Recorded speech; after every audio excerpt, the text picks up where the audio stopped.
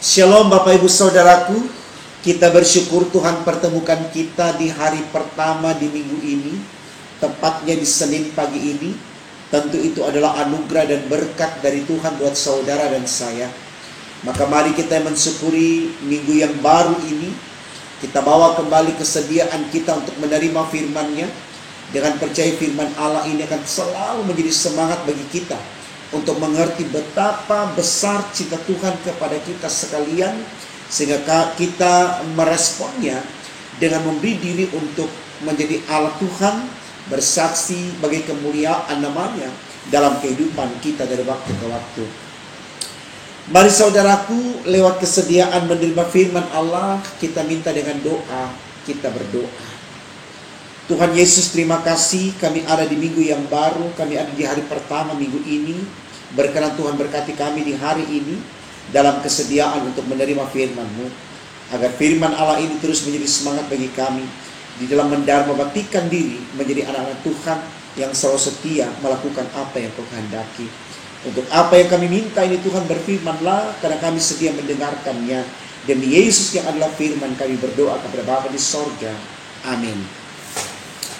Saudaraku, bacaan Alkitab kita di Senin pagi ini terambil dari kitab Markus 10 ayat 46 hingga 52. Bagian Alkitab ini dibacakan demikian. Yesus menyembuhkan Bartimeus. Lalu tibalah Yesus dan murid-muridnya di Yeriko. Dan ketika Yesus keluar dari Yeriko bersama-sama dengan murid-muridnya dan orang banyak yang berbondong-bondong, ada seorang pengemis yang buta bernama Bartimeus, anak Timeus, duduk di pinggir jalan. Ketika didengarnya bahwa itu adalah Yesus, orang Nazaret, mulailah ia berseru, "Yesus, anak Daud, kasihanilah aku." Banyak orang menegurnya supaya ia diam, namun semakin keras ia berseru, "Anak Daud, kasihanilah aku." Lalu Yesus berhenti dan berkata, "Panggillah dia." Mereka memanggil orang buta itu dan berkata kepadanya, "Kuatkan hatimu, berdirilah, ia memanggil engkau." Lalu ia menanggalkan jubahnya. Ia segera berdiri dan pergi mendapatkan Yesus. Tanya Yesus kepadanya, "Apa yang kau kehendaki supaya aku perbuat bagimu?" Jawab orang buta itu, "Rabuni, supaya aku dapat melihat." Lalu kata Yesus kepadanya, "Pergilah, imanmu telah menyelamatkan engkau." Pada saat itu juga melihatlah ia, lalu ia mengikuti Yesus dalam perjalanannya. Saudaraku, tema renungan kita di Senin pagi ini dituliskan demikian dalam Sabda Bina Umat, menghalangi atau membukakan jalan. Saudaraku, tema ini memberikan pilihan kepada saudara dan saya, menghalangi atau membukakan jalan.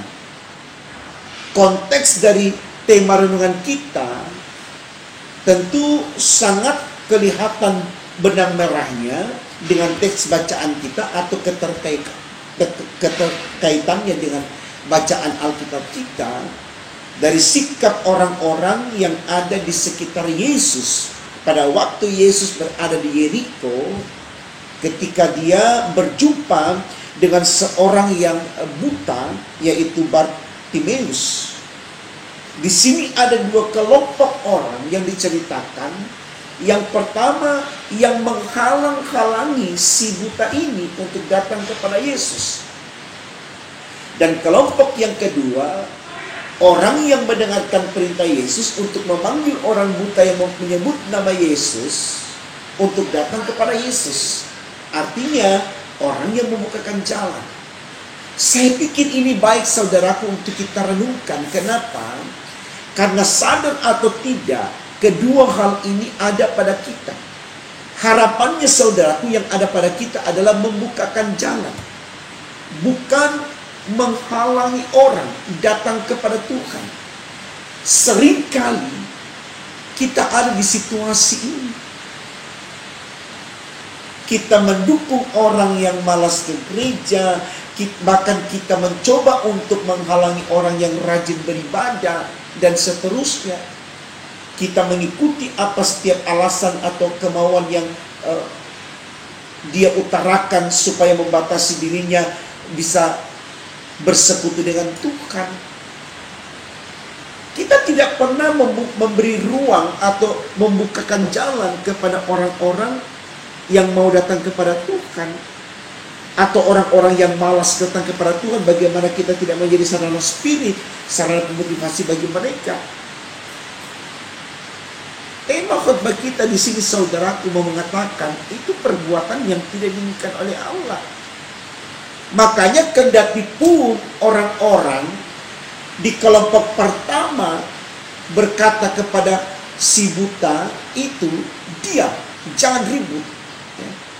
Yesus tidak peduli dengan mereka. Artinya kalau ada orang yang menghalang-halangi orang lain untuk datang kepada Yesus, Yesus tidak akan care dengan orang-orang itu. Kita masih ingat, saudaraku, kalau kita baca dalam kitab Injil Markus,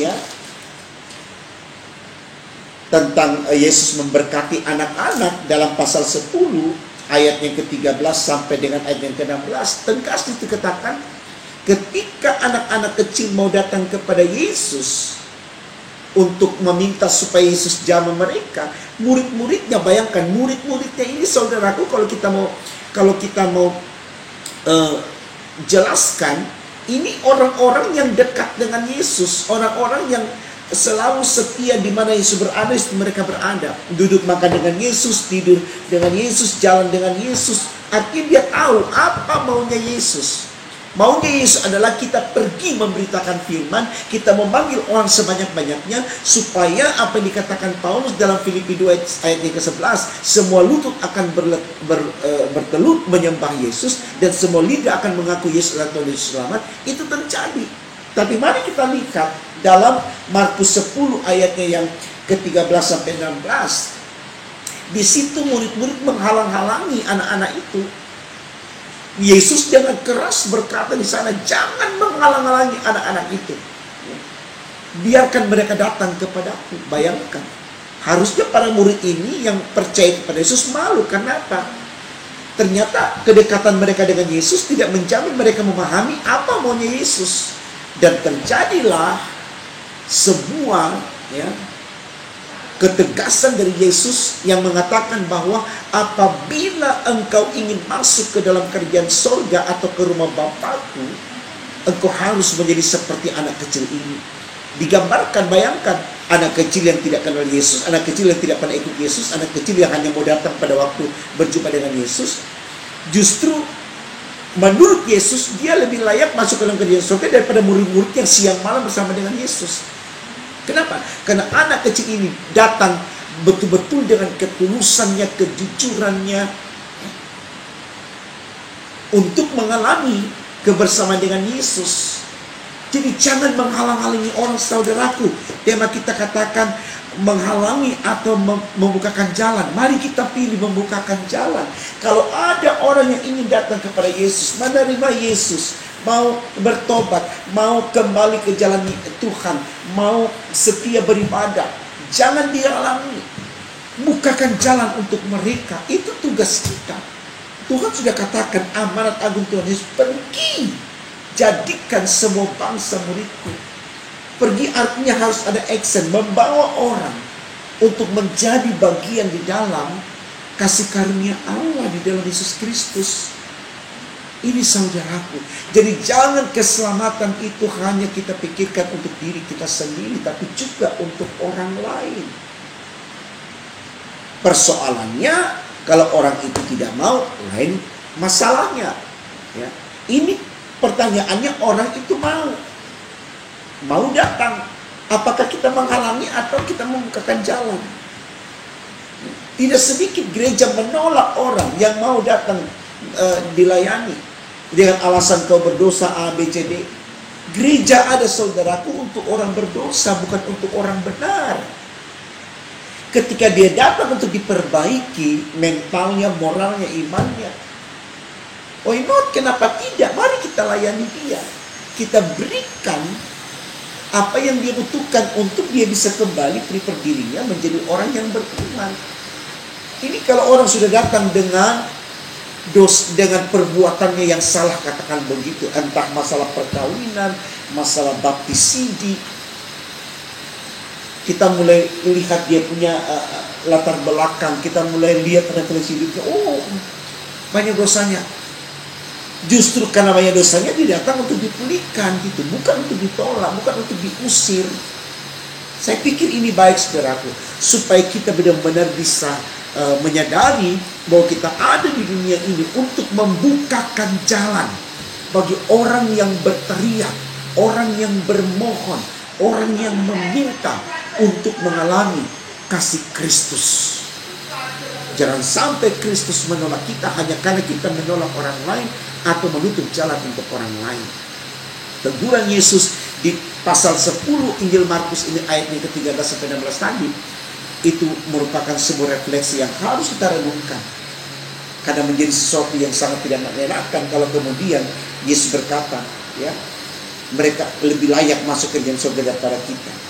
Sama seperti orang-orang Farisi yang meminta kepada Yesus untuk melempari batu perempuan pelacur yang menurut mereka berdosa. Tapi Yesus katakan, jika ada yang terkadang lebih baik daripada perempuan ini, lempari dia batu. Tapi tidak ada yang berani melempar. Karena apa sebenarnya? Mereka juga ada berdosa. Jadi kita ada bukan untuk saling mengklaim, bukan untuk saling menghakimi, tapi mari kita saling motivasi diri untuk membenahi diri kita, untuk memperbaiki diri kita, untuk sama-sama kita berjalan ke jalan Tuhan, supaya jalan yang kita tempuh itu membawa kita kepada surga. Itulah tugas kita ada di dunia ini, saudara. Saya pikir baik untuk kita renungkan ini, kita mulai belajar untuk selalu bijaksana dengan setiap harapan dan keinginan warga gereja siapapun yang minta dilayani, layani. Sepanjang Bapak Ibu bisa layani, layani. Jangan pikirkan dosanya, itu urusan dia, personal dengan Tuhan. Urusan kita hanya adalah melayani. Itu yang selalu saya katakan kepada jemaat. Setiap saya masuk dalam jemaat, saya katakan, kita datang di sini bukan untuk dilayani, tapi untuk melayani. Karena moto pelayanan Yesus juga seperti itu. Aku datang bukan untuk dilayani, tapi untuk melayani.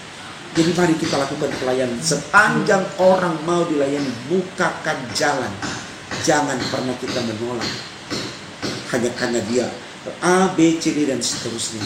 Itu urusan dia dengan Tuhan. Urusan kita adalah sekali lagi melayani. Bukakan jalan kepada dia untuk menuju kepada jalan yang benar demi untuk kemuliaan nama Tuhan. Tuhan memberkati firman-Nya. Amin. Mari kita berdoa, saudara. Terima kasih Tuhan karena Kau terus memberkati kami dengan apa yang ada pada kami. Kami sungguh bersyukur. Kembali di pagi hari ini kami diingatkan oleh Tuhan bahwa kami ada di sini untuk melayani, untuk membukakan jalan bagi orang menuju ke jalan yang benar. Tuhan tolong kami agar kami selalu tidak merasa paling baik, paling benar dari sesama kami, sehingga kami hanya menjadi orang yang bisa mengklaim, menvonis, merasa orang tidak layak dilayani. Kami mohon Tuhan, ampuni kami Tuhan jika kami berlaku demikian, dan biarlah dalam pengampunan kami sadar bahwa sekali lagi kami ada hanya untuk melayani, sehingga dengan pelayanan itu kami bisa membawa orang untuk mengenal Tuhan dan berjalan bersama dengan Tuhan, dan tentu jadi Tuhan disenangkan. Dan ketika Tuhan senang atas perbuatan kami, kami pun diberkati oleh-Mu, dan berkat itu akan membawa kami kepada keselamatan. Terima kasih Tuhan, kami mau melangkah di surga pada hari ini, besok dan seterusnya, untuk setia melayani Engkau dengan percaya Engkau juga akan setia memberkati kami dari waktu ke waktu. Ampunkan dosa-dosa kami Tuhan. Dengarkan doa kami, sempurnakan dan kabulkan. Karena kami berdoa hanya dalam nama Tuhan Yesus Allah kami yang hidup. Haleluya, puji Tuhan. Amin.